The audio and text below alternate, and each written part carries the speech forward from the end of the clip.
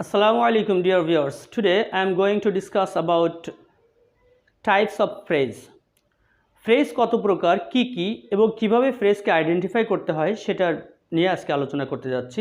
Phrase হলো একটা group of words, অর্থাৎ কয়েকটা শব্দ মিলে একটা পার্ট অফ স্পিচের মতো কাজ করে, যেখানে কোনো সাবজেক্ট এবং ফাইনাইট ভার্ব থাকে না এবং ফ্রেজ কোনো কমপ্লিট অর্থ প্রকাশ করতে পারে না। এটা হলো ফ্রেজের বৈশিষ্ট্য। তো আমরা যেহেতু জানি যে ফ্রেজ একটি নির্দিষ্ট পার্ট অফ স্পিচের কাজ করে, তাই পার্ট অফ স্পিচ যত প্রকার, ফ্রেজও তত প্রকার, শুধুমাত্র প্রোনাউন ছাড়া বাকি যে 7 প্রকার পার্ট অফ স্পিচ রয়েছে সেই 7 প্রকার হলো ফ্রেজ। কোথায় কিভাবে পার্ট অফ স্পিচ বসে এবং সেটা কিভাবে আমরা আইডেন্টিফাই করতে পারি সেটা আমরা দেখব। সো কারোর জন্য আজকে ক্লাসটা কঠিন হবে না যদি মনোযোগ সহকারে দেখা হয়। তো let's go.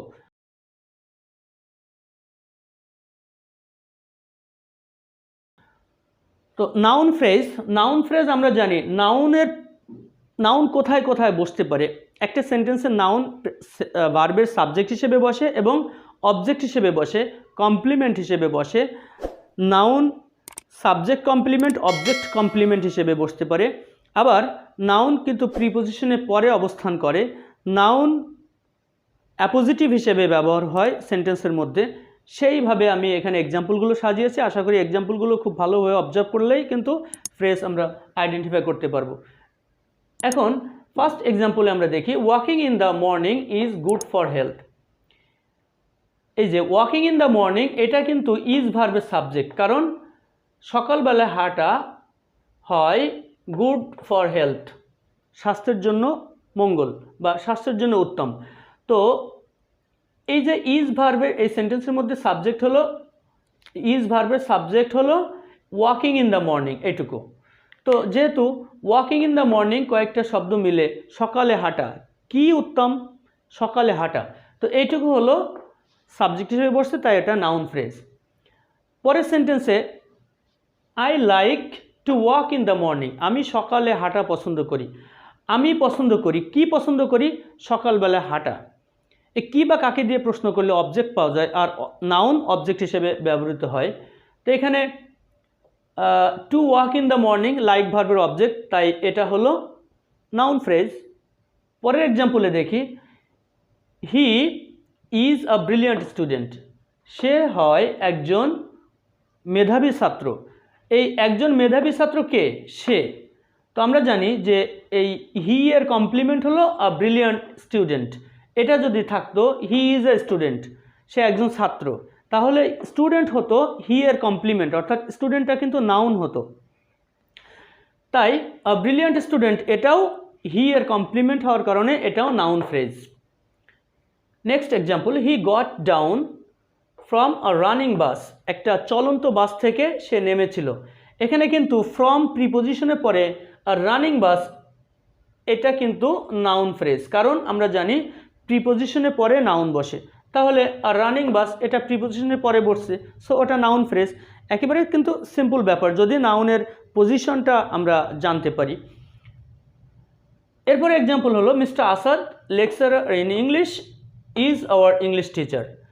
Mister Asad is our English teacher, যদি এটুকু বলতাম তাহলে কিন্তু আমাদের অর্থ ক্লিয়ার হতো। কিন্তু লেকচারার ইন ইংলিশ এই তিনটা শব্দ কিন্তু মিস্টার আসাদের অ্যাপোজিটিভ, অর্থাৎ মিস্টার আসাদ এর মানে অতিরিক্ত একটা তথ্য প্রকাশ করছে, এজন্য এটাকে অ্যাপোজিটিভ বলে। অ্যাপোজিটিভের আগে এবং পরে কমা হয়, পরে কমাটা দিলেও হয় না দিলেও হয়, কিন্তু আগে মাস্ট কমা হবে। তো এই লেকচারার ইন ইংলিশ এটা হলো অ্যাপোজিটিভ, নাউন অ্যাপোজিটিভ, এই জন্য এটাকে নাউন ফ্রেজ বলছি আমরা। এবার আমরা যাব অ্যাডজেক্টিভ ফ্রেজ। আমরা জানি অ্যাডজেক্টিভ কাকে বলে, নাউন বা প্রোনাউনের দোষ, গুণ, অবস্থা, পরিমাণ, সংখ্যা, অর্থাৎ নাউন প্রোনাউন সম্পর্কে যে শব্দটা বলে, বিশেষভাবে বলে, সেটাকে আমরা অ্যাডজেক্টিভ বলি। তো দেখি এখানে অ্যাডজেক্টিভ কোনটা, অ্যাডজেক্টিভ ফ্রেজ কোনটা। The girl in white dress is my sister. এখানে ইজ ভার্ব আর the girl in white dress, এই পুরাটুকুকে আমরা যদি আইডেন্টিফাই করতে বলা হয় যে এই পুরা সেন্টেন্সটা, অর্থাৎ এই পুরা ফ্রেজটা কোন ফ্রেজ, তাহলে কিন্তু আমাদের নাউন ফ্রেজ হবে, কারণ এটা ইজ ভার্বের সাবজেক্ট। বাট যদি দ্য গার্ল বাদ দিয়ে যদি বলা হয় ইন হোয়াইট ড্রেস, এটা কোন ফ্রেজ, তাহলে আমরা দেখি এটা কোন ফ্রেজ হতে পারে। সাদা ড্রেস পরিহিত, কেমন কেমন মেয়ে, সাদা ড্রেস পরিহিত মেয়ে, অর্থাৎ এই মেয়েটার বিশেষভাবে প্রকাশ করছে ইন হোয়াইট ড্রেস, সাদা ড্রেস পরিহিত মেয়ে। আমরা কেমন দিয়ে প্রশ্ন করলে অ্যাডজেক্টিভ পাই নাউনের কাছে, তাই এটা ইন হোয়াইট ড্রেস এটা গার্ল সম্পর্কে গার্লকে মডিফাই করছে, এই জন্য ইন হোয়াইট ড্রেস এটা অ্যাডজেক্টিভ ফ্রেজ। এরপরে the fox without a tail called a meeting, এখানেও কল্ড ভার্বের সাবজেক্ট হিসাবে যদি পুরাটুকু বলা হয় তাহলে কিন্তু নাউন ফ্রেজ, কারণ এটা সাবজেক্ট হিসেবে কাজ করছে। কিন্তু ফক্সের পরে উইদাউট এ টেল মানে লেজবিহীন শিয়াল, কেমন শিয়াল, লেজবিহীন শিয়াল। তো ফক্সকে মডিফাই করছে কিন্তু উইদাউট এ টেল, এই লেজবিহীন অর্থাৎ শিয়ালের একটা অবস্থা বর্ণনা করছে, এজন্য উইদাউট এ টেল এটা হলো ওই অ্যাডজেক্টিভ ফ্রেজ, ঠিক আছে। এরপরে the boy playing with the toy is my son, the boy playing with the toy is my son, এখানে প্লেয়িং উইথ দ্য টয় অর্থাৎ খেলনা দিয়ে খেলনারত ছেলেটি আমার ছেলে। তো খেলনা দিয়ে খেলনারত, তো প্লেয়িং উইথ দ্য টয় কী অবস্থায়, ছেলেটি খেলারত অবস্থায়, এজন্য এটা বয়কে মডিফাই করছে, এজন্য প্লেয়িং উইথ দ্য টয় এটা হলো অ্যাডজেক্টিভ ফ্রেজ। আবার ইজ ভার্বের সাবজেক্ট হিসেবে পুরাটুকু নাউন সহ এটাকে কিন্তু নাউন ফ্রেজ বলবো আমরা। ওকে, এবার আসি আমরা অ্যাডভার্বিয়াল ফ্রেজ বা অ্যাডভার্ব ফ্রেজ যাই বলেন। অ্যাডভার্বিয়াল ফ্রেজ হলো ভার্ব সম্পর্কে, আমরা জানি অ্যাডভার্ব কাকে বলে, যে ওয়ার্ড নাউন প্রোনাউন বাদে অন্য পার্ট অফ স্পিচকে মডিফাই করে সেটাকে আমরা অ্যাডভার্ব বলি। He tried heart and soul, সে প্রাণপণে চেষ্টা করেছিল।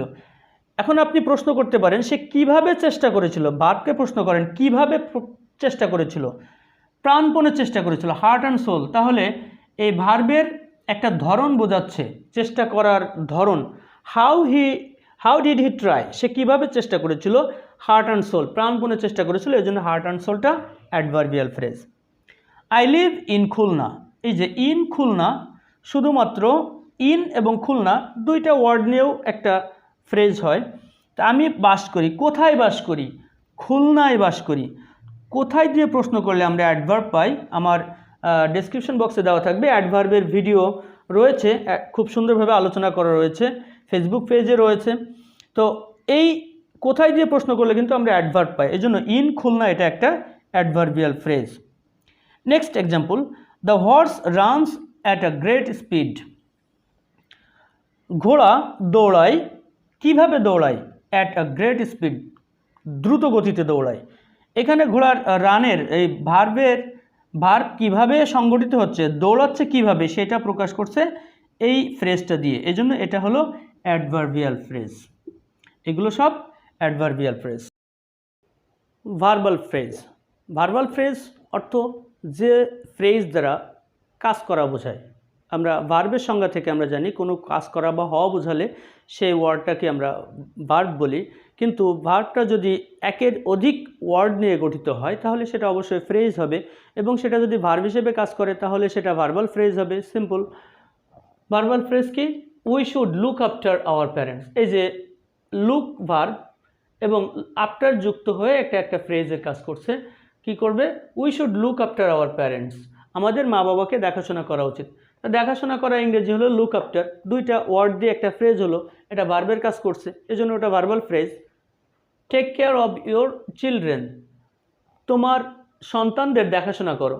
এখানে দেখাশোনা করা, এখানেও যত্ন নেওয়া, অর্থাৎ টেক কেয়ার অফ অর্থ যত্ন নেওয়া। টেক কেয়ার অফ, এই টেকের সঙ্গে কেয়ার আর অফ যুক্ত হয়ে ভার্বের কাজ করছে, এজন্য ওটা ভার্বাল ফ্রেজ। সিম্পল ব্যাপার কিন্তু একেবারে। এরপর আমরা দেখি prepositional phrase.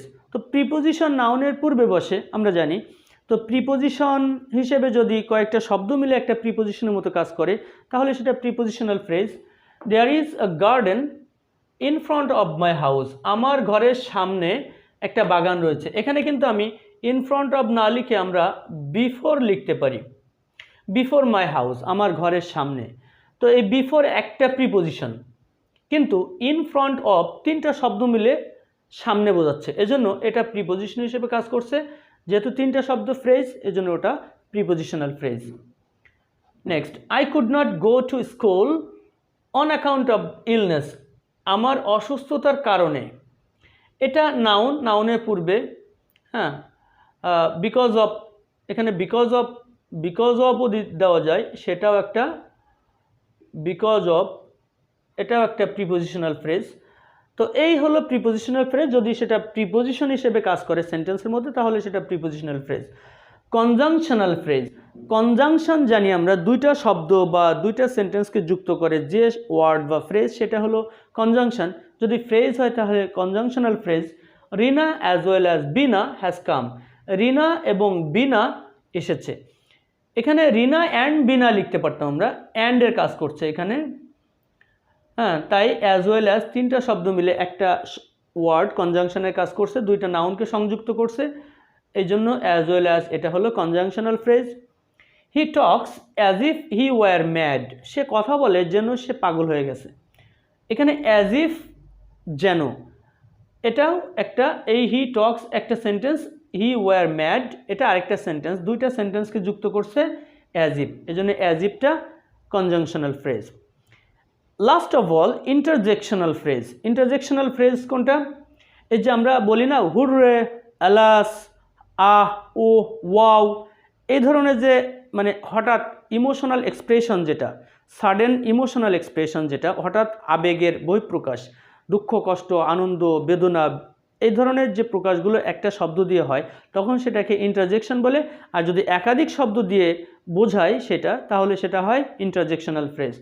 What a pleasure, we have won the game, কি আনন্দ, আমরা খেলায় জিতেছি। আমরা হোয়াট আ প্লিজারের জায়গায় আমরা কিন্তু হুররে শব্দটা লিখতে পারতাম, hurray we have won the game, কি মজা, আমরা খেলায় জিতেছি। তো হুররে শব্দটার পরিবর্তে হোয়াট আ প্লিজার, একই অর্থ প্রকাশ করছে, কিন্তু এখানে তিনটা ওয়ার্ড মিলে একটা একটা ইন্টারজেকশনের কাজ করছে, এজন্য এটা হয় ইন্টারজেকশনাল ফ্রেজ।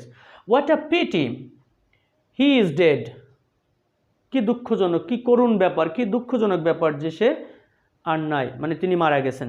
এই যে আলাস, এখানে আমরা হোয়াট আ পিটির জায়গায় লিখতে পারতাম আলাস, হি ইজ ডেড, হাই সে মারা গেছে। এখানে হোয়াট আ পিটি তিনটা শব্দ মিলে একটা ফ্রেজ হয়েছে এবং এটা ইন্টারজেকশন হিসেবে কাজ করছে, আলাসের অর্থ প্রকাশ করছে, এই জন্য এটা interjectional phrase. Other types of phrases, number 1 infinitive phrase, number 2 gerund phrase, number 3 participle phrase. Infinitive phrase আমরা জানি, ইনফিনিটিভ ফ্রেজ টু প্লাস ভার্বকে ইনফিনিটিভ বলা হয় এবং ইনফিনিটিভ এর পরে যদি আরও কোনো ওয়ার্ড যুক্ত থাকে তখনই আমরা সেটা ইনফিনিটিভ বলি। যেমন to learn English is a very easy now, এখানে টু লার্ন ইংলিশ ইজ ভার্বের সাবজেক্ট হিসেবে কাজ করছে, এই জন্য টু লার্ন ইংলিশ এটা নাউন ফ্রেজ। আবার to learn English, to learn infinitive এর সঙ্গে ইংলিশ নাউন যুক্ত হয়ে এটা একটা ফ্রেজ গঠন করেছে, এই জন্য আমরা এটাকে ইনফিনিটিভ ফ্রেজও বলতে পারি। জেরান্ড ফ্রেজ হলো ভার্বের সঙ্গে আইএনজি যুক্ত হয়ে এরপরে যদি নাউন হয় তাহলে, এবং এটাকে জেরান্ড ফ্রেজ বলা হয়। যেমন learning English is very easy now, এখানে একটা বিষয় হলো লার্নিং ইংলিশ যদিও ইজ ভার্বের সাবজেক্ট, এটা নাউন হিসেবে কাজ করছে। আমরা জানি ইনফিনিটিভ জেরান্ড সবসময় নাউন বা সাবজেক্ট এবং অবজেক্ট হিসেবে কাজ করে, তাই জেরান্ড নাউনের কাজ করে। সেই হিসাবে লার্নিং ইংলিশ এটা জেরান্ড ফ্রেজ বা নাউন ফ্রেজ। পার্টিসিপল ফ্রেজ হলো I saw him walking along the street. Gerund এবং পার্টিসিপলের গঠন আমরা জানি যে জেরান্ড শুধুমাত্র ভার্বের সঙ্গে আইএনজি যোগ হয় এবং পার্টিসিপলকে তিন প্রকার, যেমন পাস্ট পার্টিসিপল, প্রেজেন্ট পার্টিসিপল। এখানে আমি প্রেজেন্ট পার্টিসিপল যে সেন্টেন্সটা লিখেছি I saw him walking along the street, এখানে ওয়াকিং অ্যালং দ্য স্ট্রিট রাস্তা বেয়ে হাঁটারত অবস্থায় আমি তাকে দেখেছিলাম। আমরা জানি পার্টিসিপল অ্যাডজেক্টিভের কাজ করে আর জেরান্ড নাউনের কাজ করে, তাই এখানে ওয়াকিং অ্যালং দ্য স্ট্রিট লোকটিকে হাঁটারত অবস্থায় হাঁটতে দেখেছিলাম, অর্থাৎ লোকটির একটা অবস্থান বা অবস্থা বোঝাচ্ছে, এই জন্যে walking in the along the street এটা পার্টিসিপল ফ্রেজ। ভিডিও ভালো লাগলে অবশ্যই লাইক, কমেন্ট, শেয়ার করবেন ইনশাল্লাহ। আর যদি আমার সঙ্গে ইংরেজি শিখতে চান তাহলে বেল বাটনটা অন করে অল বাটনে ক্লিক করে রাখবেন, তাহলে আপনারা নোটিফিকেশন পেয়ে যাবেন সঙ্গে সঙ্গে। আল্লাহ হাফেজ।